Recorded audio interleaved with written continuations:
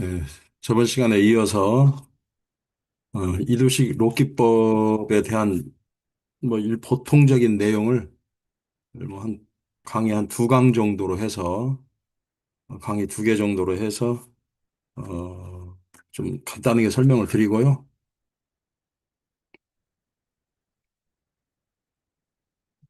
저번 시간에 이어서 이제 실질적으로 자미두수로 명운을 볼 수 있도록 기본적인 공부를 한 두 번 정도 하고 이제 실증 사례를 제가 수업하는 내용을 그대로 해서 올리겠습니다. 일단 이두식 로키법의 대강이라고 써 있습니다. 대안 중심 이론입니다. 그리고 적중률과 통변력이 비교적 갖추어졌다. 검증이 됐다. 이렇게 저는 봅니다.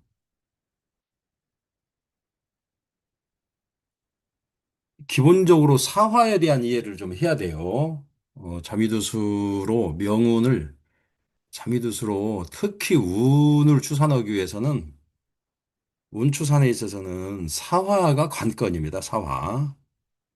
선천에서는 물론 사화가 중요하지만 그래도 선천에서는 동하는 의미가 없기 때문에 일종의 이게 정태적인 의미잖아요. 근데 이제 대안으로 넘어오면 실은 동태적으로 사화가 움직이는 그걸 움직이는 걸 잘 읽어야 되기 때문에 실질적으로 운을 본다는 얘기는 대안과 유년을 본다는 얘기겠지만 운을 본다는 얘기는 사화의 동태를 보겠다는 뜻입니다. 사화 가운데 특히 화록과 화기 한번 보겠습니다. 사화의 기본적인 이해가 중요합니다. 자비도수로 명운을 추산하기 위한 가장 중요한 통도입니다. 어, 사화의 기본적인 내용을 우선 알아야 되겠죠. 그리고 사화가 붙은 정성과 보작일성의 내용을 좀 이해를 해야 됩니다. 요 내용은 여기 입문편에 그대로 있습니다. 입문편에 십간 사화에 대한 설명을 별도로 여기 입문편 있죠? 십간사화에 대한 내용을 별도로 이렇게 했습니다. 어, 그 이문편의 교재 787쪽, 787쪽부터 십간사화 있잖아요. 가변, 파무양, 염정, 화록에 대해서는 얘기하고 쭉 이렇게 십간의 사화에 대한 내용을 좀 했으니까 어, 입문편하고 여기 실증 사례편을 유기적으로 이렇게 잘 연결해서 공부하시면 시너지가 좀 있을 거예요. 예. 선천사화는 일생의 길흉을 결정하고, 대한사화는 대한의 길흉을 결정하고, 유년사화는 유년의 길흉을 결정하고, 뭐 이렇게 6월사화는 6월의 길흉을 결정한다. 뭐 일반적으로 이렇게. 어차피 이 동하는 것을 보는 거잖아요. 우는 동한다는 것을 보는 겁니다. 그래서 이 역학, 이 술수학문에서 이 동한다는 개념이 사실은 매우 중요해요. 예, 동한다는 개념. 대개 동한다는 것은 집안에서 천만으로 올린다, 뭐 극적한다, 뭐 여러 의미로 쓰이는데 정태적인 상황에서는 이렇게 움직이지 않고 가만히 있는 거기 때문에 여기에서는 무슨 사건 사고가 발생할 수가 없습니다. 잠재만 되어 있죠. 이것이 동에서 움직여야 되는 겁니다. 이건 뭐 자평명리나 자미두수나 그다음에 시각이문능갑이나 뭐 육효나 육임 다 마찬가지입니다. 전부 다 동하는 개념으로 이해를 하는 겁니다. 이제 사화의 기본적인 내용을 좀 봐야 되겠습니다. 여기 화록이 있네요. 화록은 길입니다. 일단 길.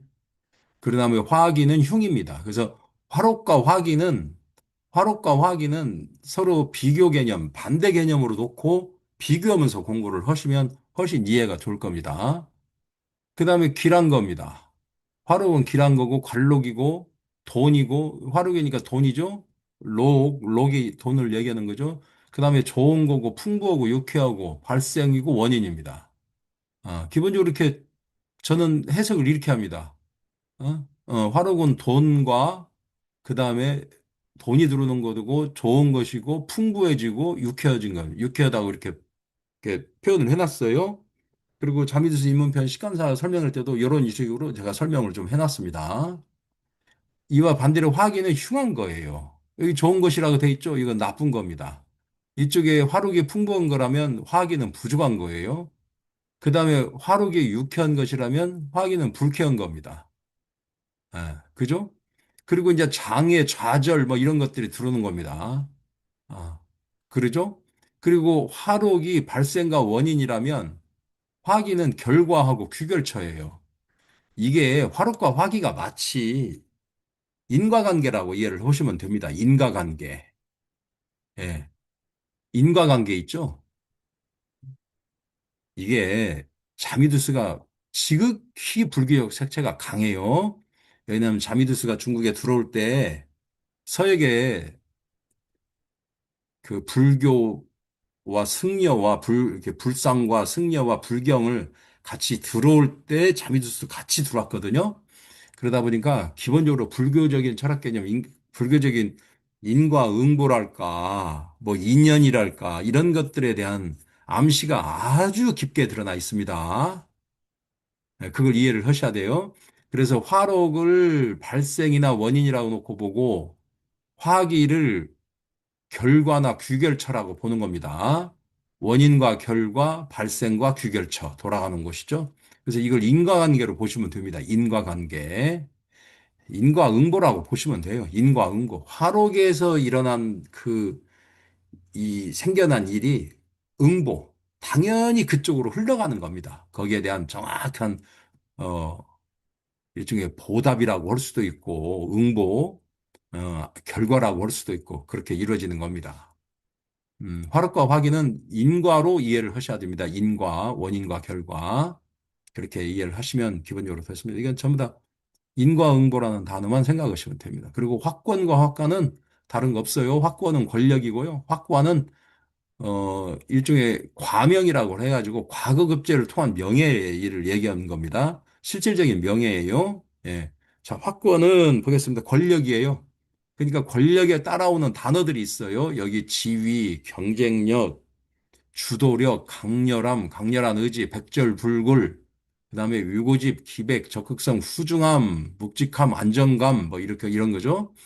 가벼운 별일수록 확권이 아주 중요해요. 특히 천기는 가볍다고 그러잖아요. 그래서 천기는 화록보다도 사실은 확권을 더 좋아합니다. 왜? 가벼운 별에 무게감을 주기 때문에 그러죠. 인내력, 지구력, 버티는 힘, 끈기, 지속력, 계획력, 승부욕, 여기 승진, 뭐 여기다 여러 가지 또 쓸 수 있습니다. 집요함, 공격력, 압박, 자신감, 뭐 우월감 이런 단어도 다 집어넣을 수 있어요.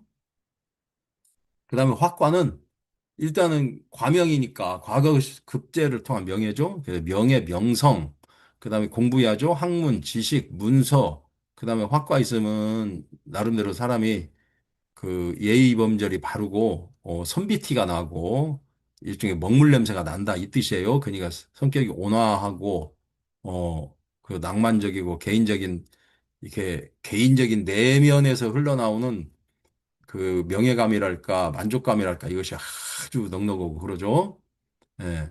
그래서 이제 소문나는 겁니다. 좋은 소문이든 나쁜 소문이든 주변에 알려지는 거예요. 누가 과거급제 하면 누구 집 자식 뭐 과거급제 했다네 뭐 이런 거 있잖아요. 그 소문입니다. 관원상제, 애경사, 시험 합격 이렇게 돼 있네요. 여기에 뭐 상장, 표창장, 장려 이런 단어도 다 들어가는 겁니다.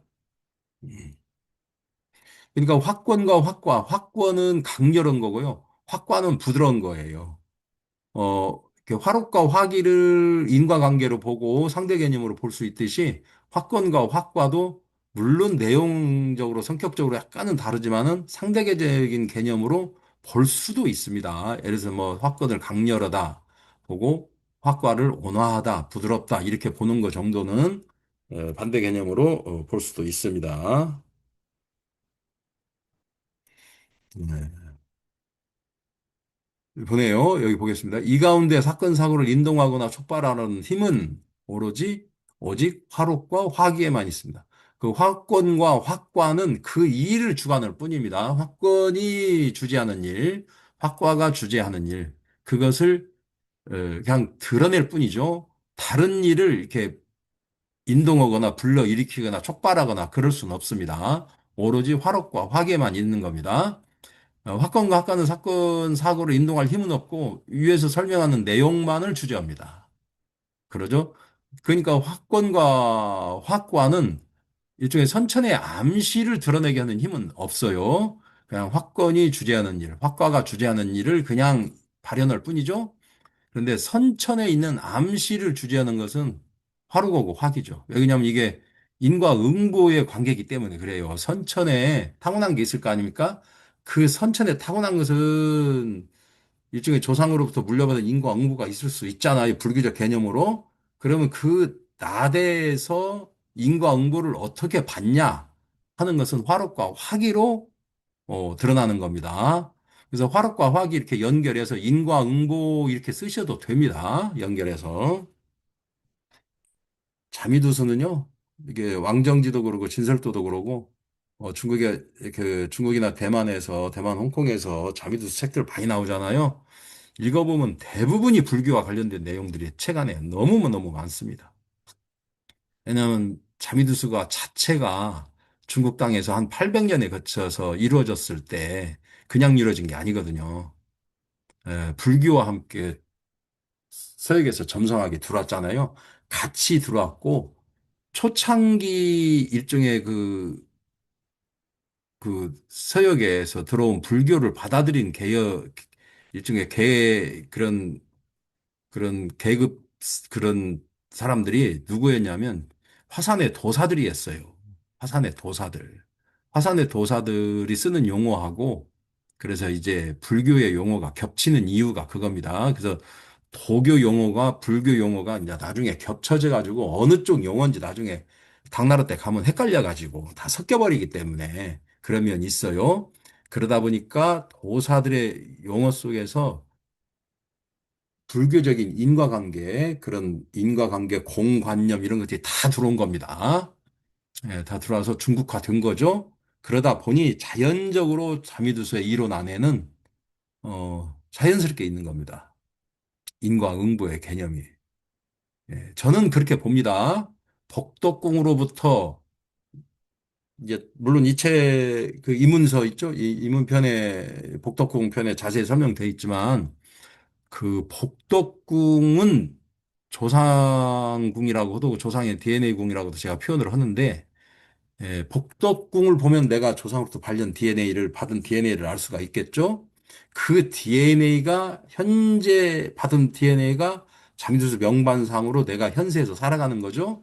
그 인과응보로 받은 내용이 암시돼 있을 거 아닙니까? 조상으로부터 받은 내용이 암시돼 있는 내용이 현세상에서 발현이 되는 것은 화록과 화기로 발현된다. 이렇게 보시면 되겠습니다. 그리고 나머지는 쭉 읽어보시면 되고요. 여기 화록학과 여기 있네요. 여기 가변 파무양 을기량자울 여기 붉은 글씨로 이렇게 좀 이렇게 옆으로 비스듬히 누워있는 글씨 이걸로 이으시면 됩니다. 음. 그리고 여기가 무곡이라고 됐는데 이거 태양으로 바꿔주세요. 오자 났습니다. 오자 났어요. 그리고 이제 자미두수 입문편에도 요 표가 있는데 요건 태양으로 정상적으로 돼 있습니다. 이거 오자 났습니다. 그리고 이거 쭉 읽어보시면 됩니다. 이거, 그리고 제가 이걸 일일이 뭐 어떻게 설명을 다 드리는 건 그렇고요. 어, 가장 중요한 것이, 가장 중요한 것이, 예,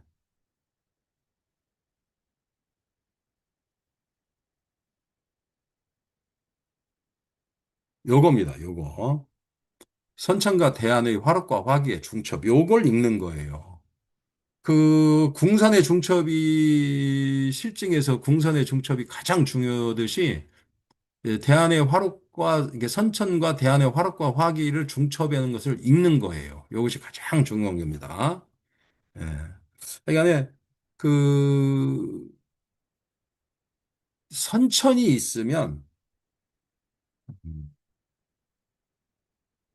선천이 있고 대안이 있을 거 아닙니까? 선천이 있고 대안이 있으면 선천에 록기가 있고 대안에 록기가 있으면 중첩이 되잖아요. 이렇게 돼 있으면 대하는 선천을 인동하는 작용을 한다. 이것만 아시면 됩니다. 대하는 다한으로서 존재하는 하는 것이 아니라 선천을 인도하는 개념으로 이해를 하시면 됩니다. 음, 가장 중요한 개념입니다. 이것이 너무 중요한 거니까 이것만 설명을 할게요. 예. 대안에 화록이 있어요. 대안에 화록이 있어요. 대안의 내궁에 있어요. 그런 대안의 내궁, 명천선, 제복선, 부간선을 내궁이라고 그래요. 여기 있으면 내 안에 나한테 록이 있으니까 길한 겁니다. 나한테 화기가 있으니까 흉한 겁니다. 내가 좋은 거 먹으니까, 내가 나쁜 걸 먹으니까, 그죠? 길흉으로 나누어지는 겁니다. 윗궁에 있어요. 윗궁에 있어요. 그 대안의 화록이 남한테 가 있는 거예요. 형노선, 그 다음에 부질선, 자전선에 가 있어요. 어, 나는, 쉽게 말해서 록이 남의 손에 가 있는 겁니다. 내 돈이 남의 손에 가 있는 거예요. 돈이 남의 손에 가 있으니까 실질적으로 나한테는 좋을 리가 없죠. 그래서 흉이라고 그러고요. 그 폭탄이 남한테 가 있는 겁니다. 내가 맞을 폭탄, 폭탄은 내가 맞는 게 좋은 게 아니라 기왕이면 남이 맞는 게 좋습니다. 제가 요걸 설명할 때 꼭 하는 표현이 있어요. 요 대목을 제가 개인 강의를 할 때 꼭 하는 대목이 있습니다. 한강 유람선을 탔어요. 사랑하는, 한강 유람선을 탔는데 사랑하는 아들하고 같이 탔어요. 사랑하는 딸하고 같이 탔어요. 그 유람선이 구멍이 나서 물이 막 들어오고 가라앉게 생겼어요. 구명조끼는 하나 있어요. 구명조끼는 하나 있습니다. 그럼 누가 입어야 되냐? 내가 이 질문을 하거든요. 어, 뭐 그걸 이해를 하시면 됩니다. 일반적으로 어머니하고 내가 탔다. 아니면 나하고 자식하고 탔다. 뭐 이런 경우가 비교가 되겠죠. 아니면 나하고 형노니까 나하고 뭐 언니가 탔다. 아니면 뭐 동생이 탔다. 뭐 이렇게를 보시면 됩니다. 자미두수적인 관점으로 보면 록은 좋은 것은 내가 먹고 나쁜 것은 네가 먹고 이게 좋은 겁니다. 좋은 것은 나한테 오고 나쁜 것은 너한테 가고. 그렇게 일단 그렇게 이해를 하시는 겁니다. 나중에 공부 좀 한 1, 2년, 2, 3년 넘어져 가면 내 유가 이렇게 없어지고 내는 내대로 유는 뇌대로 또 통변하는 기술이 생기거든요. 일단은 이렇게 이해를 하시는 겁니다. 구명조끼 하나 있으면 무조건 내가 입어야 좋습니다. 어떻게 그럴 수 있어요, 사람이. 그건 저는 거기까지는 생각 잘 안 해봐서 잘 모르겠습니다. 그 내가 어떻게 입어요, 자식 놔두고. 내가 어떻게 입어요, 언니 놔두고. 내가 어떻게 입어요, 어머니 놔두고. 뭐 그럴 수 있습니다. 근데 자미두수의 이 저기로 놓고 보면 록기의 내유의 개념으로 보면 좋은 것은 나한테 있고 나쁜 것은 너한테 있고 나쁜 것이 나한테 있으면 내가 폭탄 맞는 거고 좋은 것이 너한테 있으면 너는 돈벼락 맞는 거고 이렇게 이해를 하시면 간단하게 이렇게 이해하시면 됩니다. 그 다음에 이제 요것이 또 중요합니다. 요것만 중요해요. 요것이 중요하고요.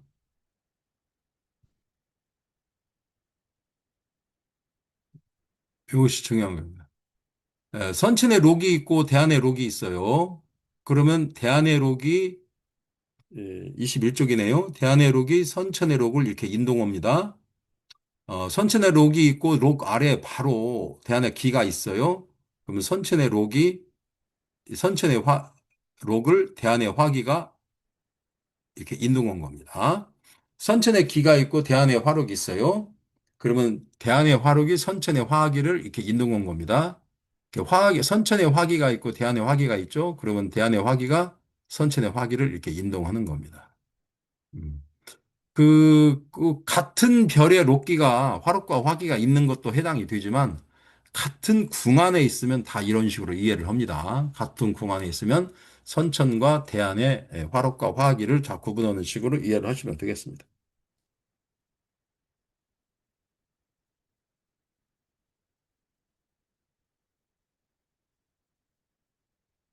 이것도 그런 식으로 이해를 하면 됩니다. 결과적으로 선천의 록기가 인동되는 거잖아요. 선천의 록기가 인동되는 경우라면 그 선천의 내외로 판단을 해야 되겠죠. 불룡을 그런 얘기를 하는 겁니다. 쭉 읽어보시면 대강 알 수 있을 것 같고요. 요약한 겁니다. 대안의 발생 결과라고 그래요. 발생 결과는 일종의 대안의 화록을 발생이라고 그러고요. 어, 대안의 화기를 결과라고 그래요. 그래서 발생과 결과라는 단어를 썼는데 원인과 결과 이렇게 표현해도 됩니다. 발생이란 단어도 좋지만은 인과관계니까 원인, 결과 이렇게 보시면 됩니다. 다 인과에 의해서 인과에 의해서 그 응보가 생기는 겁니다. 인생이라는 건. 인과에 의해서 응보가 생기는 겁니다. 뿌린 대로 거둔다 이 뜻이에요. 뭐 정확한 표현입니다. 뿌린 대로 거둔다. 원인과 결과이다. 이렇게 보시면 되겠습니다. 그다음에 화록이 원인이고 발생이고 화기가 결과이고 규결처입니다. 내궁, 육고 구분하시고 그리고 1차 발생, 2차 발생 이렇게 구분을 해야 됩니다. 이건 쭉 기술적인 내용이니까 기술적인 내용까지는 제가 이 책에서 설명하지 않겠습니다. 전반적인 개념만 쭉 하고요. 네, 실증 사례를 올려서 공부를 스스로 할 수 있도록 제가 하겠습니다. 그리고 이제 문제궁의도 있고 문제궁의는 녹존으로 이제 협이나 삼합을 만드는 겁니다. 그리고 여기 이제 대안의 결과 있고 결과 1차 결과, 2차 결과 있고 뭐 이렇게 돼 있습니다. 예. 그 다음에 또 최고로 또 중요한 개념이 이제 군강공명이에요. 이 군강공명은 제가 이 실증 책에서도 여러 군데다 써놨습니다. 이두식 로키법의 꽃이라고 그래요. 이두식 로키법의 꽃이 제가 보기에는 그 유년의 군강공명이거든요. 이게 대한의 군강공명을 이렇게 윤현궁에서 응용하는 거거든요. 그건 좀 경험이 쌓여야 돼요. 경험이 쌓여야 됩니다. 제가 통상적으로 강의 이렇게 하다 보면 몇 개월 안에는 안 되더라고요, 이게.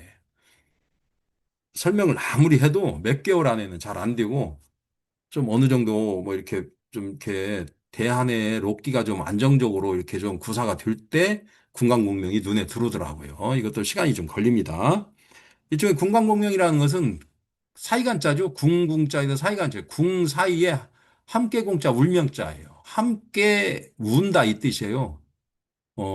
그래도 같은 궁끼리 함께 운다. 같은 궁끼리 반응한다 이 뜻이에요. 이 말은 뭐냐면 선천의 부관선과 대안의 부관선, 선천의 부질선과 대안의 부질선, 아니면 선천의 자전선과 대안의 자전선. 이게 선천과 대안의 궁선끼리 같이 움직인다는 뜻이에요. 록기가 같이 반응해준다 뜻입니다. 이건 어디까지나 대안의 화록과 화기가 있는 궁선을 중심에 하는 겁니다. 이렇게 말만 하기는 좀 쉽지 않고요. 어, 좀 이렇게 명반을 풀어봐야 돼. 결국은 풀어봐야 됩니다. 음, 명반을 풀면서 제가 아마 다음 차쯤이나 해가지고는 실질적으로 제가 수업하는 명반을 올려드리도록 하겠습니다. 네. 실질적으로 올려주도록 하겠습니다. 그래서 결국은 이 궁강공명은 유년의 궁강공명은 유년의 12궁을 썼을 때 대한의 록기하고 유년의 12궁하고 궁선이 중첩되는 것까지를 군강공명 하는 것까지를 활용할 수 있을 때, 적용할 수 있을 때, 제가 보기에는 통변의 질이, 그 통변의 질이나 사건, 사고의 명목을 추산하는 거 있죠? 거의 완성됐다고 보죠. 네, 보는 겁니다. 제가 보기엔 꽃은 유년의 그 군강공명을 유년에 적용하는 거 있잖아요. 그거 같아요. 제가 보기에. 그리고 이 책에도 수도 없이 썼습니다. 이쪽 저쪽. 참고로 이 책은 제가 자미수강 실증 사례편 요 책은 어 자미수 실증 사례 실증 공부를 하시는 모든 대상을 하고 쓴 게 아니에요. 요 책은 입문 과정을 끝내고 실증 공부를 딱 하는 1년 차 있잖아요. 그 사람들한테 쓴 그 사람을 중심으로 왜냐하면 좀 이렇게 좀 디딤돌을 되보고자 하기 위해서 쓴 책입니다. 그래서 그런 사람을 머리에 염두 두고 썼기 때문에 그런 사람들이 이야기 좋게만 썼어요. 그래서 이건 조금 이해를 잘 하셔야 돼요. 이게 군강공명이 가장 중요하고요. 참고로 저는 여기 뒤에 나오는 수미 상접, 수미 동기, 그 다음에 여기 록기전도 인과기도 요건 안 씁니다, 저는.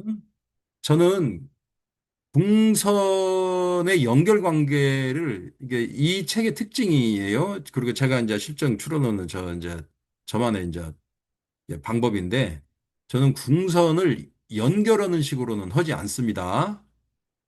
궁선 자체에서 사건 사고를 추정하고 끝내버려요. 궁선을 이렇게 연결 관계로는 의도적으로 하지 않습니다. 근데 공부를 하다 보면 궁선에서 사건 사고를 끝내다 보면 나중에는 이 궁선끼리 연결이 됩니다. 어느 정도 경험이 쌓이면.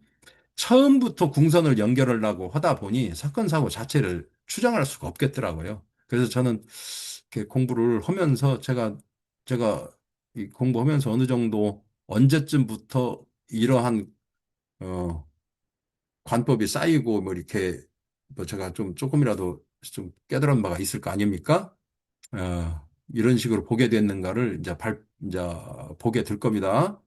제가 저기 실증 사례편을 올릴 때 전 궁선으로 끝내버립니다. 여기 인과관계를, 인과관계라기보다도 궁선끼리의 연결관계 있습니다. 예를 들어서 뭐 이렇게 좌우궁선하고 뭐 충미궁선 연결하는 것은 의도적으로 연결을 하려고 하지 않습니다. 전 궁선에서 사건 사고의 명목을 끝내버립니다. 이 책도 그런 방식으로 쓰여졌어요. 유년의 발생 결과 이것도 마찬가지로 쭉 이렇게 그런 방식으로 하는 겁니다. 그리고 요 책의 가장 큰 특징이 유년 12궁 적용하는 거 여기 있고 넘어가고 이제 궁선의 중첩이에요. 예, 궁선의 중첩. 궁선의 중첩은 선천의 여기 화면 보겠습니다. 선천의 부관선 제가 보기에 제가 보기에 그 자미두수로 대안을 실증을 한다 하면 자미두수로 실증을 한다 하면 첫째는 궁선의 중첩이고요. 가장 중요한 게 첫째는 궁산의 중첩이고 두 번째는 궁광공명이에요. 이거 이미 제가 저번 첫째 시간에 이미 한 적이 있습니다. 이 말씀을 저번 시간에 했습니다. 궁산의 중첩은 무궁무진한 통변에 썼습니다. 통변 자료니까 통변 자료고 하다못해 그, 그 일반 사람들이 가장 중시하는 저기 육친 통변이 있어요. 육친 통변에 가장 기본적인 소스예요. 그다음에 군광공명은 이제 사건 사고의 명목을 추정하는데 아주 디테일로 들어갈 수 있는 대목입니다.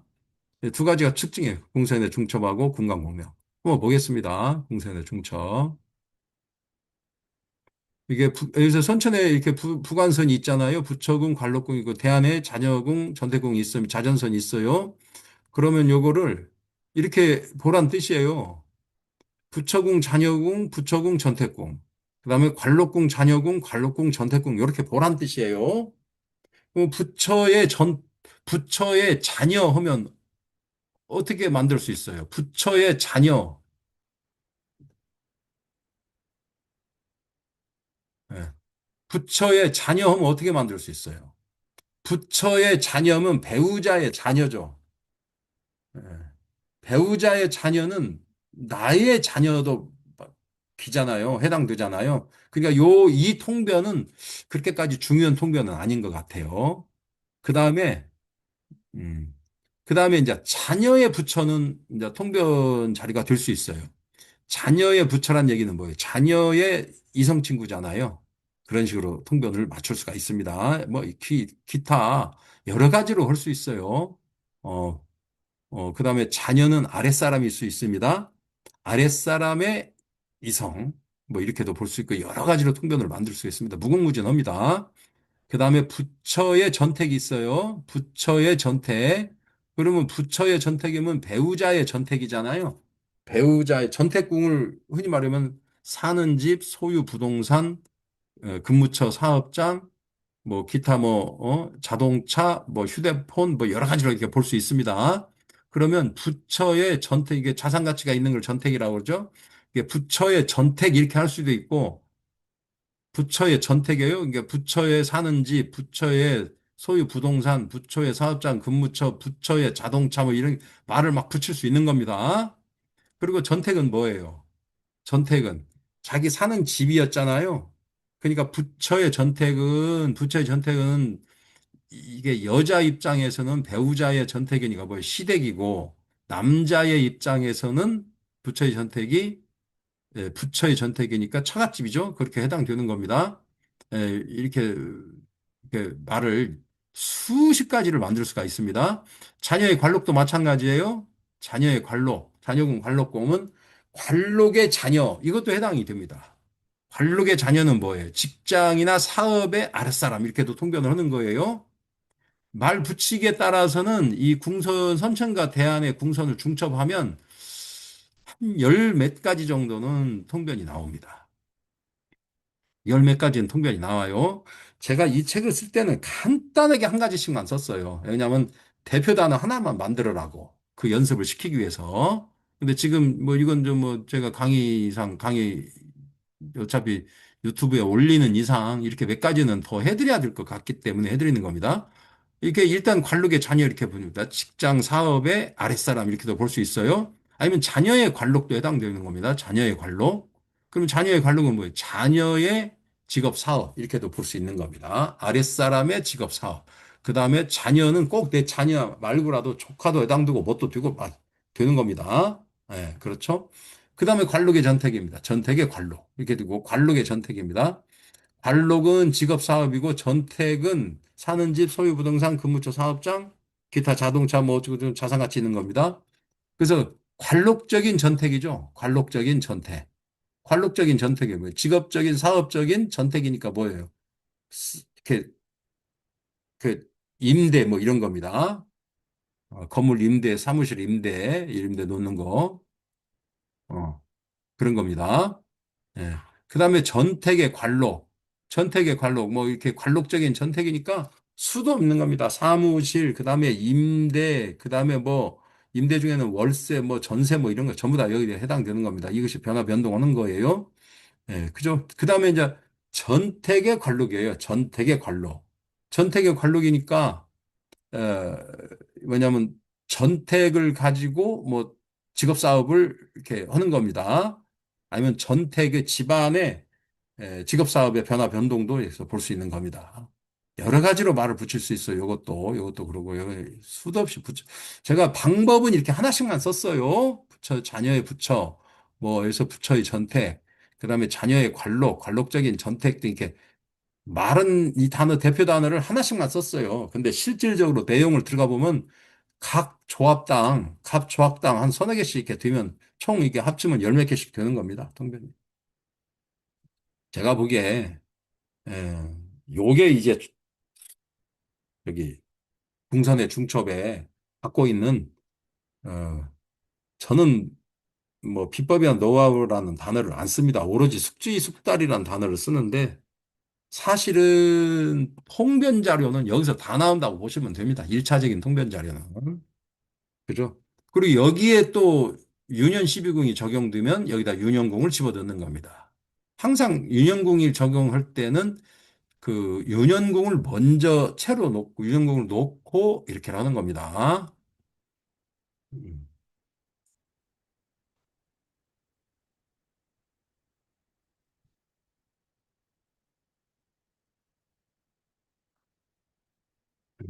여기 나왔네요. 윤현궁 하는 거. 윤현 있잖아요. 윤현을 통변의 기준으로 놓고 선천과 대안을 이렇게 붙이고 연결하는 겁니다. 이렇게 하시면 돼요. 음. 아주 쉬워요. 하다 보면. 이것도 연습을 착 잡고 한 두세 달 정도 연습시키면 이게 어느 정도는 이렇게 실력이 붙어요. 실력이 붙습니다. 제가 뭐 이건 말로 되는 문제가 아니고요. 다음 주부터나 해서 제가 혹시 제 수업을 이런 식으로 하는 것을 제가 올려드리도록 하겠습니다. 여기 나왔네요. 이와 같이 궁선의 중첩을 통해서 사건, 사고의 대강을 금방 추산할 수 있다. 필자는 잠이두서의 유일한 비법은 오로지 숙지숙달에 있다고 믿는다. 첫 번째로 숙지숙달의 대상이 궁선의 중첩이다. 이렇게 해야 됩니다. 궁선의 중첩. 이런 식으로.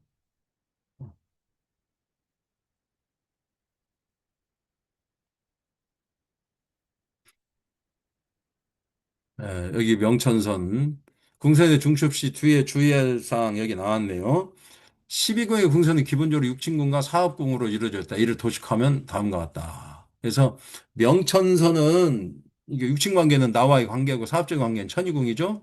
그다음에 부관선은 부처궁은 배우자 육친관계고 관록궁은 직업사업적인 관계고요.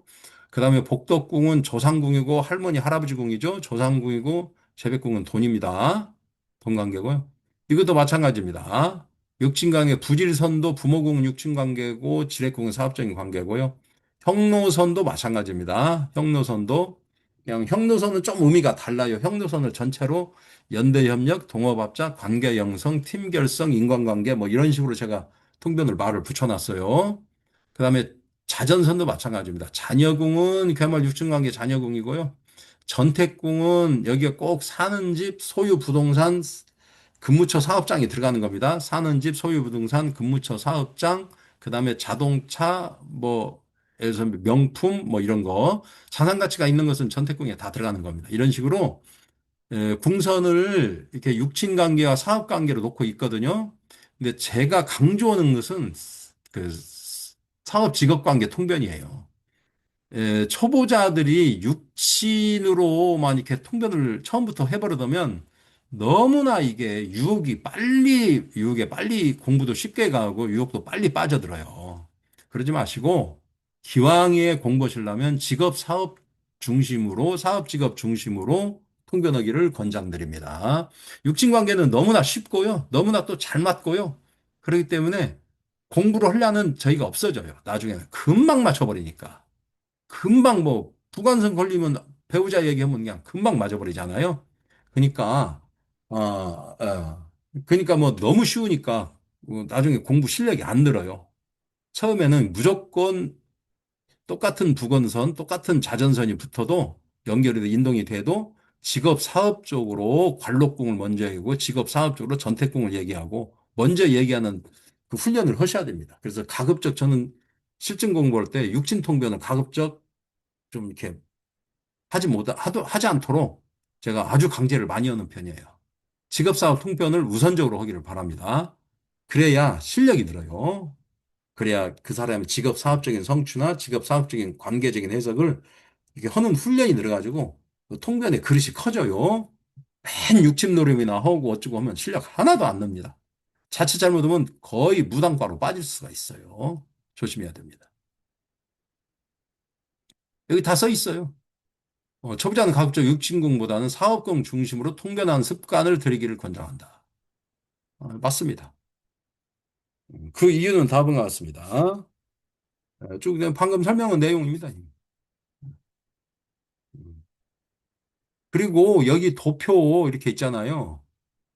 이, 심지어 저한테 직접 공부하는 학생들도 이거 무슨 용도로 이걸 집어넣냐고 뭐 집어넣는지를 모르는 학생들 있던데 이것은 궁선의 중첩에 대한 대표 단어를 쓰란 뜻이에요, 여기다가. 그러니까 요 책에다 여기 빈 공간에 써도 되고 아니면 이걸 복사해가지고 복사해서 이렇게 만들어가지고 좀 여기다 통변을 다양하게 이렇게 궁선의 중첩에 대한 그 대표 통변 한두 개씩을 꼭 써란 뜻이에요. 선천에 예를 들어서 형노선이 예를 들어서 명궁을 만났다. 형노선이 형노를 만난다. 형노선이 대한의 부관선을 만났다. 이거 부처군 부관선을 만났다. 이거거든요.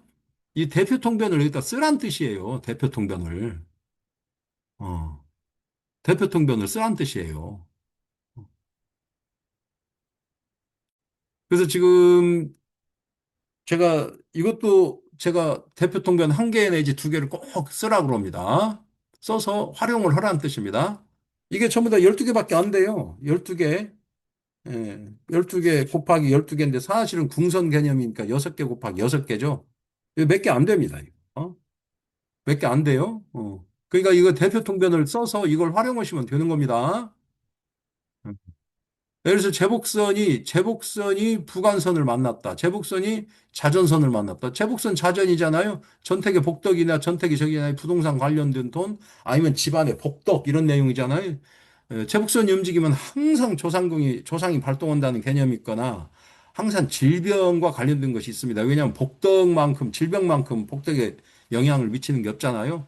이게 제복의 자전하면 부동산 관련 돈이나 아니면 뭐예요? 집안의 조상 발동 내지는 집안의 질병, 그 우한 뭐 이런 걸 얘기하는 거예요. 이거 기본적인 이거 통변 몇 가지 대표 통변 딱딱 적어 놓으시면 그냥 이 대표 통변만 가지고 이제 하시면 됩니다. 이거 너무 쉬워요. 이거 그런 용도로 제가 다 만들어 놓은 거예요. 이것이 뭐 무슨 용도로 만들었다는지를 이 책을 읽으시는 분도 모르시는 분이 계시더라고요. 어, 그러시면 안 됩니다.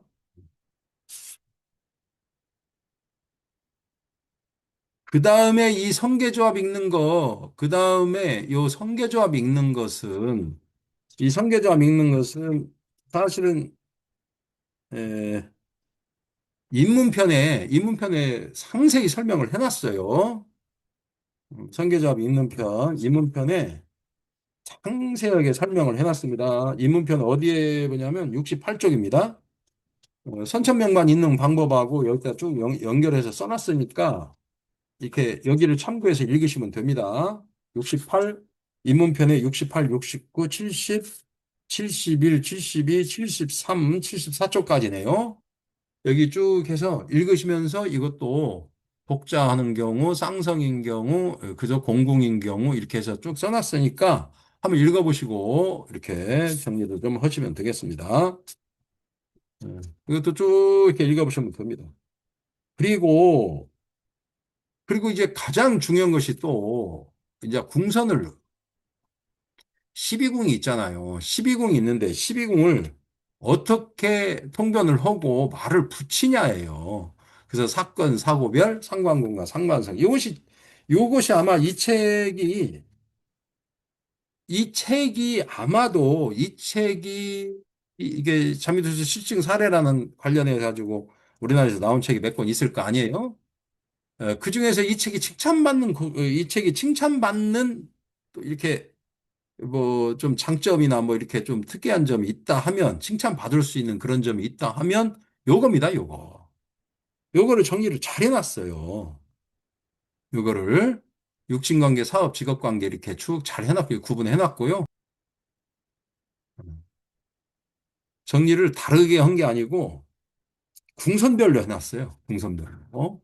그래서 명천선, 그 다음에 여기 제복선 이런 식으로 부관선, 부질선, 평로선, 그 다음에 자전선 이런 식으로 궁선 개념으로 통변을 해놨어요.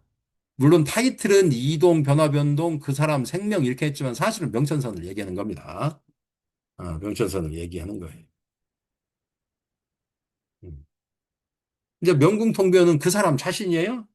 그 사람 자신. 그러니까 그 명반에 해당되는 사람, 그 사람일 수도 있고, 그 사람일 수도 있고, 아니면 뭐 우선 궁선에 중첩해서 걸리면 해당 육친일 수도 있고 그럽니다. 그 사람이에요. 그 사람. 그다음에 몸궁은 몸 관련이에요. 몸궁은 무조건 몸 관련입니다. 몸. 가장 제가 많이 쓰는 단어가 사하고 수술. 이게 수술 그 관제. 그다음에 수술이죠. 사하고 수술 관제 이건 겁니다. 음. 그다음에 임신 출산, 뭐 질병, 전염병, 사망 뭐 이런 것들에 몸궁은 반드시 몸 관련된 일이 발생하는 겁니다. 그다음에 천이궁은 그야말로 천이하는 거예요. 옮길 천자, 옮길 이자예요. 옮기는 겁니다. 이동이나 변화 변동. 그다음에 여행, 교통사고, 뭐 낙상, 충격, 전염병, 풍토병, 자동차 이렇게 돼 있죠. 여기에 뭐 전염병, 풍토병 여기에 뭐 일종의 뭐 대상포진 뭐 이런 것도 다 집어 넣으시면 됩니다. 천이궁 통배는 교통사고, 낙상, 충격, 삐끗 뭐 이런 겁니다. 뭐 허리 삐끗하거나 뭐 어깨 삐끗하거나 뭐 이런 거. 그다음에 대상포진도 해당됩니다, 여기에. 요즘에 대상포진 하도 많이 걸리니까. 음.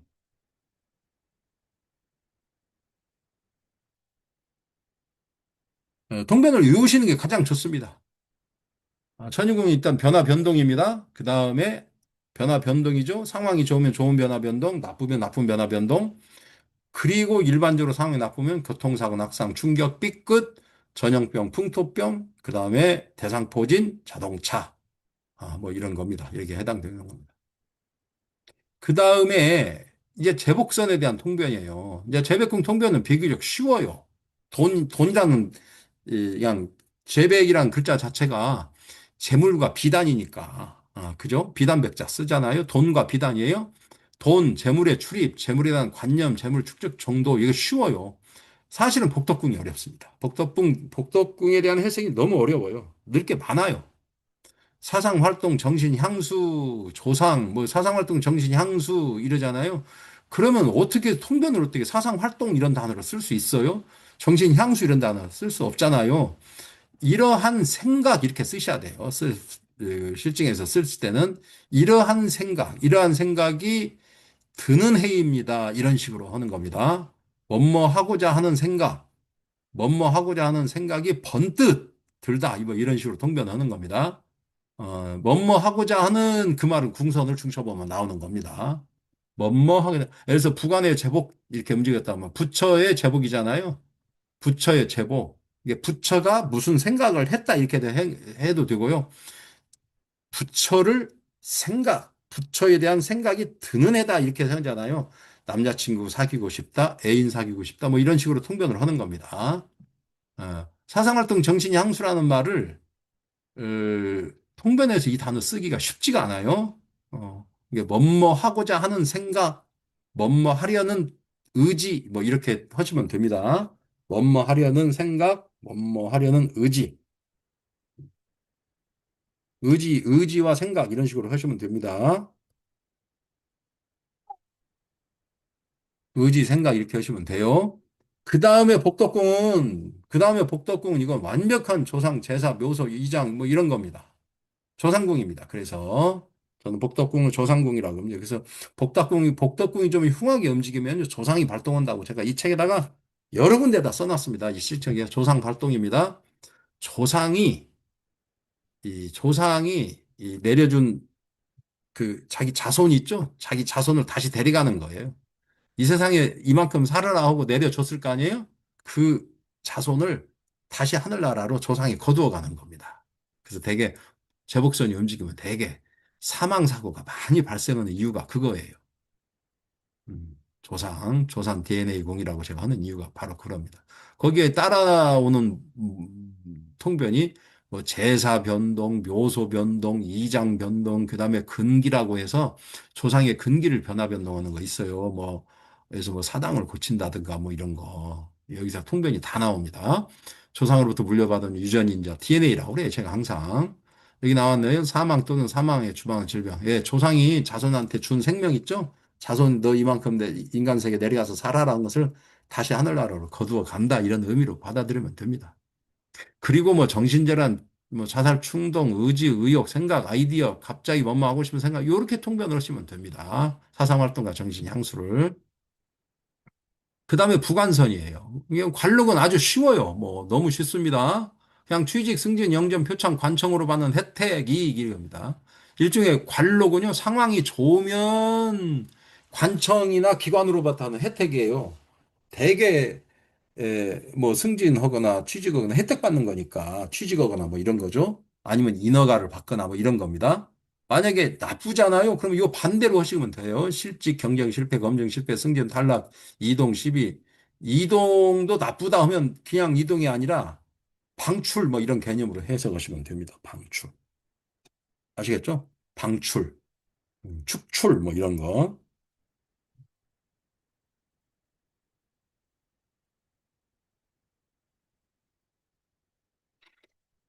그다음에 시비구설, 관제, 수옥, 송사, 수옥, 그 관청으로서 받는 제지나 불이익. 요것이 제 이렇게 대표 통변이에요. 제가 만든 대표 통변. 상황이 좋으면 관록, 관청, 그죠? 국가 조직으로부터 받는 혜택이나 이익이고 상황이 나쁘면 국가, 그다음에 조직, 관청으로 받는 제재나 불이익을 얘기한 겁니다. 그래서 제재나 불이익이니까 되게 관제죠, 관제.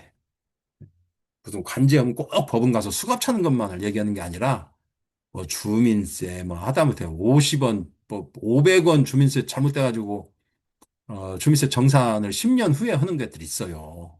10년 전에 뭘 잘못된 것이 수도세 뭐 2,500원, 3,000원 뭐 이렇게 안 낸 것이 뭐 한 5년 뒤에 고지서가 날라오거나 뭐 이런 것도 있으면 하다못해 이런 거예요. 관청으로부터, 국가로부터, 조직으로부터 뭐 이렇게 제재나 불이익을 받는 거. 뭐 2만 원짜리 뭐 속도 위반 딱지나 하다못해 안전띠 딱지 뭐 이런 것도 다 여기에 해당되는 겁니다. 최고로 관록궁에서 안 좋은 상황, 관청으로 받는 제재나 불이익은 요즘에는 의료보험공단, 뭐 국민연금공단, 그 다음에 뭐 그 시청에서 무슨 뭐 지방세나 국세나 뭐 몇백 원, 몇천 원짜리들 많아요. 그것이 계산이 잘못돼 가지고 조정돼서 나오는 것들이 있어요. 여기는 환급도 있고 추징도 있을 수 있어요. 어. 이것을 이제 관록공으로 이제 많이 나오는 거죠, 이게. 되게 이거 모르고 지나갑니다. 이런 것이 있는지도 몰라요. 음. 특히 이 공부하는 사람 자체가 이런 것을 이렇게 통변 하는 것이신지 자체를 모릅니다. 이제 그것이 문제예요. 그 제가 이 책에 감수성이라는 단어를 수도 없이 썼어요. 내가 감수하지, 느끼지 못하는데 어떻게 상담하러 온 사람들을 이렇게 그, 그 심정을 다 이렇게 헤아려서 통변을 하겠어요. 본인이 이 공부를 하시는 분들은 공부를 많이 하셔야 돼요. 독서도 많이 하시고. 그래서 스스로 감수성을 개발을 많이 하셔야 돼요. 네.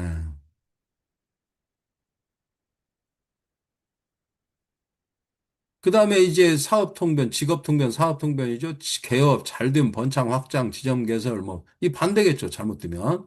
폐업, 휴업, 잘 안 되면 감소, 축소, 이렇게. 부적응은 내내 이제 저기 관계예요. 부부 관계 내지는 이성 관계예요. 이성 관계. 그리고 이제 시댁이나 처가 관계입니다. 시댁이나 처가 관계까지도 연결되는. 근데 여기 이성 관계는 일반적으로 되게 뭐 연결할 수 있는데 배우자 그 집 있죠. 시댁이나 처가 관계까지는 통변을 연결하지 못하더라고요. 일반적으로. 이것이 가장 더 중요한 통변이 많습니다. 이제 부질선입니다. 부질선. 뭐 질액궁은 일종의 쉬어요. 질병 사고 수술, 뭐 질병 사고 수술, 그다음에 상처, 고장, 수리, 치료, 미용, 성형 등 이런 게 있어요. 이제 부모궁이 통변이 또 어렵죠. 부모궁이. 그럼 부모는 그냥 부모고 여기 어른, 상사, 고객, 거래처, 국가기관, 상급기관, 협력기관, 관련기관 여기 돼 있죠. 음. 여기에 이제 문서가 빠졌어요. 문서. 문서가 빠졌습니다. 문서를 집어 넣으세요, 여기다. 예. 부모궁은 나를 낳아주신 부모잖아요. 직장에서는 사회적으로는 이웃 간의 어른이고요. 이렇게 직장 내에서는 상사나 뭐 해당되고요. 그 다음에 고객이나 거래처가 나를 먹여 살려주는 거잖아요. 이렇게 이해를 하시면 됩니다. 그리고 결정적으로 국가기관, 상급기관, 협력기관, 관련기관이라는 거예요. 부질의 제복이다 하면 부모의 복덕이잖아요. 부모의 복덕? 그럼 부모로 해당되고. 예, 국가기관의 돈 이렇게 해당되잖아요. 국가기관의 돈. 그게 상황이 좋으면 국가기관으로부터 내가 록을 먹는 거고 상황이 나쁘면 국가기관에 내가 돈을 내는 겁니다. 세금이나 추징금 내는 겁니다. 이런 식으로 어, 궁선의 중첩을 중심으로 록기를 가지고 길육만 따지는 그런 겁니다. 아주 쉬워요 하다 보면 궁선의 중첩만 딱 해놓고 그것이 좋냐 나쁘냐 길하냐 흉하냐는 대안의 록기로 딱 판단하는 겁니다. 그러시면 돼요. 대안의 록기 내외로 딱 판단하는 거. 너무너무 쉽습니다. 이거 숙달시키면 사건, 사고는 너무나 잘 맞고요. 상상할 수 없는 통변도 많이 나오고요. 제가 이걸 자부를 하는 것 중에 하나가 요거예요, 요거. 이거 상관관, 상관성 만드는 거, 요 통변이에요, 요 통변. 요 통변을 제가 가장 자부합니다. 이 책이 만약에 칭찬받을 대목이 있다면 요 대목입니다. 이걸 정리를 잘 해놓은 거. 음. 심지어 이 책 쓸 때 저랑 같이 공부하시는 선생님들이 요건 좀 쓰지 말라고 하신 분도 있었어요. 그 다음에 형무선 통변이에요. 각종 인간관계. 파트너십이죠. 인간관계나 파트너십입니다. 형노선 통변은 뭐 형제공, 노복공 구분할 거 없어요. 되게 이렇게 씁니다. 되게 상부상조, 연대협력, 동호업자, 관계형성, 대리대행, 팀 결성, 단체 결성, 취미 모임이나 동호회 결성, 이익단체 결성, 형제, 자매, 그다음에 어머니, 할머니, 사촌, 형제, 자매, 어머니, 형제, 친구, 선후배, 일반적인 인간관계나 파트너십, 고객, 손님 이런 겁니다. 저는 이걸 위아버려요, 아예. 상호상조, 연대협력, 동업업자, 관계형성, 팀 결성, 이런 식으로. 그 다음에 인간관계 파트너십, 이렇게 이런 식으로 쭉 여기를 위아버립니다. 형무선 아니니까 반드시 형제가 들어가겠죠. 그 다음에 어머니가 들어가요. 그 다음에 어머니의 형제도 들어갑니다. 여기에 또 나이가 좀 많이 드시면 할머니도 들어갑니다. 이런 것들이 이제 특징이죠. 그리고 어머니만 들어가는 게 아니라 어머니의 형제도 들어갑니다. 사촌 형제 자매도 들어갑니다. 여기에 뭐 형로선 안에 같이 사무실에서 근무하는 동료도 들어갑니다. 형로선에. 동료가 들어가요.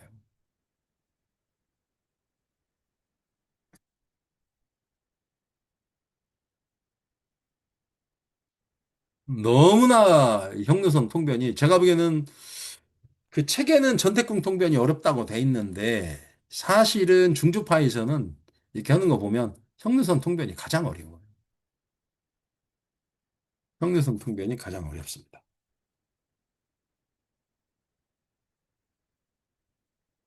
네.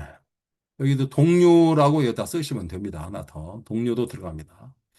그냥 옆부서 동료. 그러니까 실질적으로 나오고 전혀 깊은 인간관계가 없지만 이게 형노선이 드러나는 경우도 있습니다. 이거 유의하셔야 돼요. 그 다음에 이제 자전선입니다. 자전선. 자전선 중에서 자녀는 비교적 쉬워요. 아랫사람이니까. 자녀나 아랫사람, 조카, 뭐, 이렇게 제자. 그 다음에 뭐, 애완동물. 요즘에 애완동물 많이 들어갑니다. 애완동물 많이 들어가요. 통변 많이 나옵니다, 요새.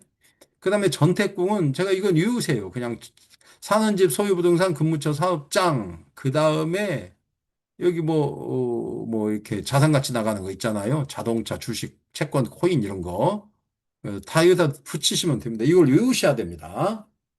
그 다음에 전택이니까 본가, 시댁, 친정, 처가, 집안일 뭐 이렇게 쭉 나오는데 근데 이 본가, 시댁, 친정, 처가 이것은 어떻게 구분하나요? 하면 궁선의 중첩을 통해서 따지는 겁니다. 궁선의 중첩하면 나와요, 이게 정말 이게 뭐 기가 막힌 통변이 여기서 다 나오는 겁니다. 별일이 다 나오는 거니까. 그 다음에 자산 가치 있는 거죠. 그 다음에 자동차, 주식, 채권, 공인, 명품, 가방, 명품, 기념서. 그 다음에 이제 남성기관, 여성기관이에요. 그 다음에 혈액, 내분비, 호르몬 임파선, 갑상선, 임파선, 뼈, 귀 이렇게 나오는 겁니다.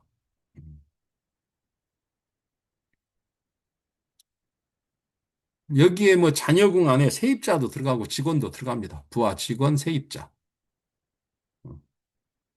그리고 여기 전태궁 안에 요즘에는 휴대폰 하나도 한 200만 원 가니까 휴대폰도 들어갑니다.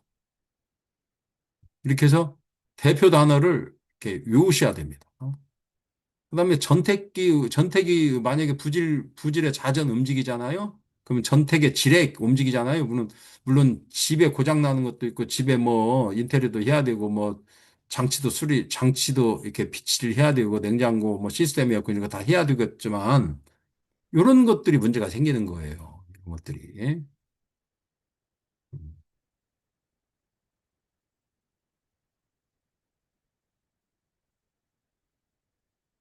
많이 외우셔야 돼요, 이거.